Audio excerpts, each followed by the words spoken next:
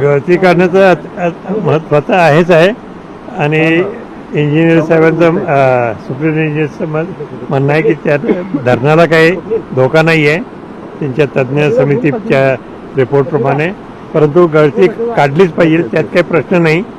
आणि ती आता मला वाटतं 15 दिवसाच्या आत 15 जानेवारीपर्यंत संक्रांत झाल्या ते सुरू करतील. आणि किती वर्ष चालणार म्हणतायत? 2 वर्ष हे काम चालणार आणि 2 वर्षात आज जी आपल्याला इथं सगळी गळती दिसते ती पूर्णपणे 99% बंद करण्याचा त्यांचा प्रयत्न राहील.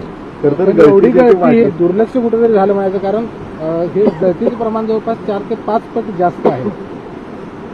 हळूहळू अलीकडच्या काळात निश्चितच दुर्लक्ष झाल्यामुळे ही परिस्थिती आली आहे आणि आता ह्या परिस्थितीतून आपल्याला बाहेर पडायचं आहे.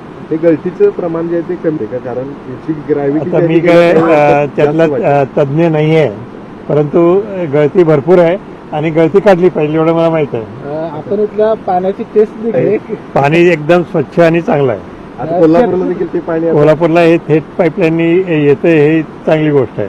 महाराज, आणखी एक महत्वाचा प्रश्न, जरी काल असलं तरी या धरणावरती जे शेतकरी अवलंबून आहेत त्यांच्यासाठी नेमकं काय आव्हान असणार आहे? कोणती पिकं घेणं गरजेचं आहे? कारण ऊस पट्टा हा पूर्ण असतो आणि पाणी कमी मिळेल अशा पद्धतीची शंका लोकांच्या मनात आहे.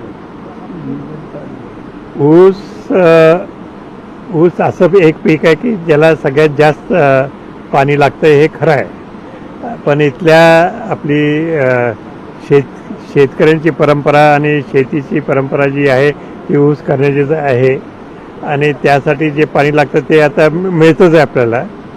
परंतु भविष्यामध्ये इतर पिकंसुद्धा घेणं उचित होणार आहे, त्यात काही शंका नाही. तुम्ही पाहताय शिवगर्जना न्यूज. आवाज